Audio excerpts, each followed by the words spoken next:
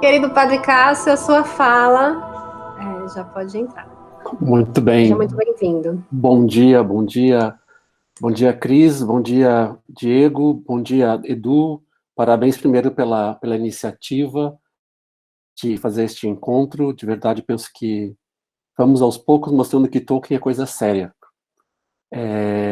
Antes de mais nada, quero dizer que esse começo desta apresentação é justamente um começo, talvez, de uma pesquisa, talvez não, de uma pesquisa. Eu sou, então, Padre Cássio, sou professor no Centro de Estudos Filosóficos Teológicos Redentores Mater de Brasília, graduado em Letras em Sacra Teologia, agora mestrando em Literatura Comparada pela UNB, em Brasília, a partir de julho, se tudo der certo. Com o título de Jerusalém a Gondolin, o encontro na heroicidade da missão profética. Começo com uma citação clássica que é perigoso, Frodo, sair para a porta fora, você pisa na estrada e se não controlar seus pés, nunca sabe onde vai parar, onde será levado. E aqui começa a nossa aventura.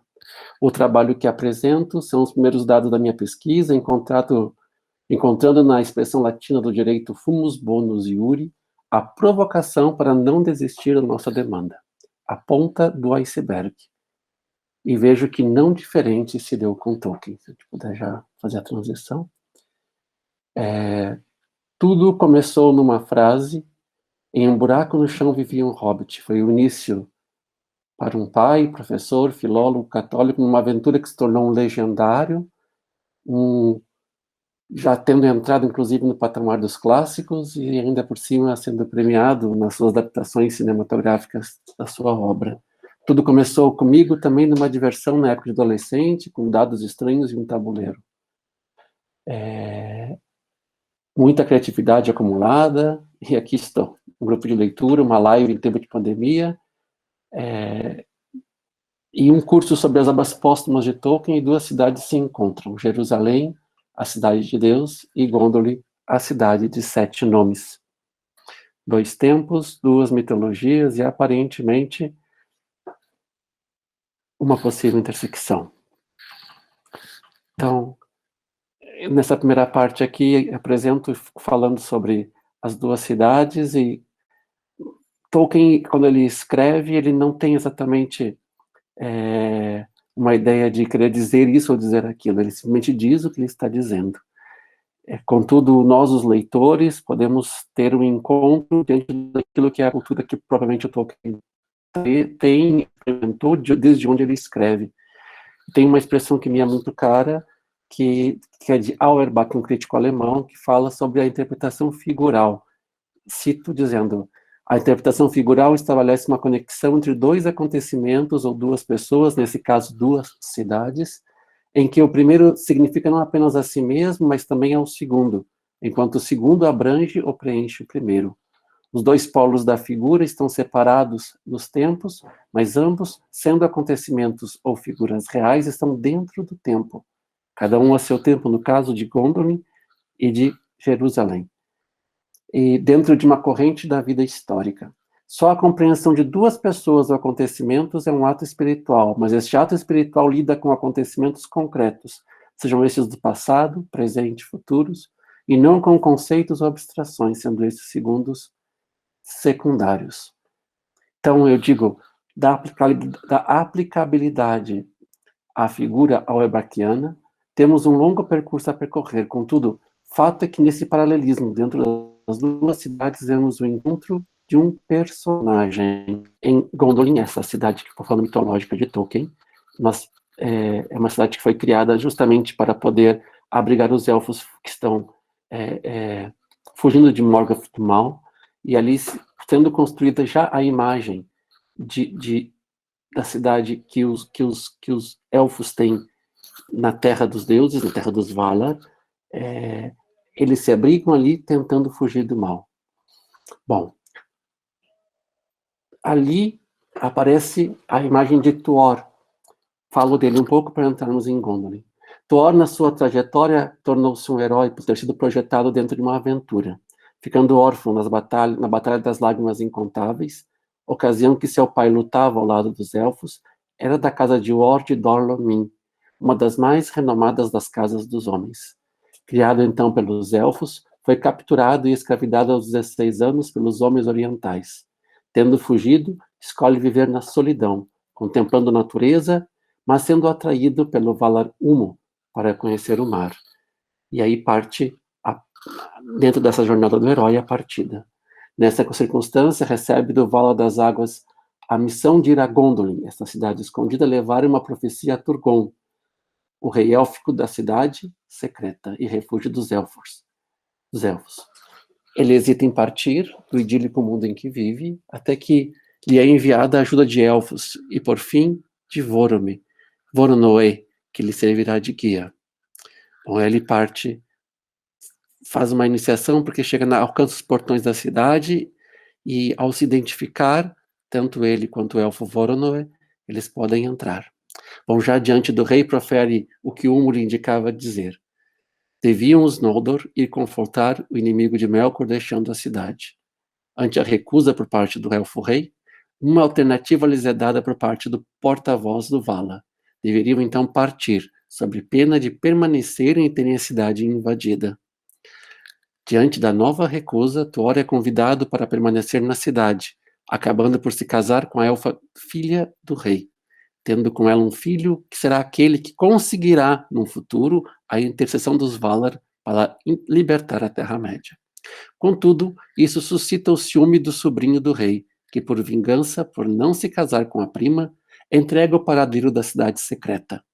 Nesse ínterim, sua esposa motiva a escavar um túnel secreto de fuga, que serve de rota de escape para eles dois, o filho e mais um pequeno número de sobreviventes na ocasião em que o inimigo tomará a cidade e acabará por matar o rei.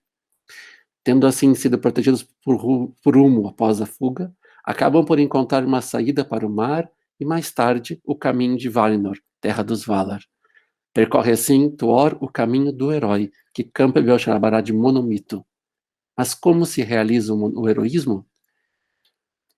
O termo profeta é polissêmico. Dentre as diversas possibilidades que a escritura traz, acrescido ao uso do profetismo pagão, podemos delimitar a partir da palavra do hebraico nabi, que no texto veterotestamentário significa chamar, convocar, como aquele que foi chamado para o conselho dos deuses ou para uma vocação. Na língua portuguesa, ele aparece no século XIII, através do latim profeta, como derivação do grego profetes, podendo significar falar em vez de, ser porta-voz de.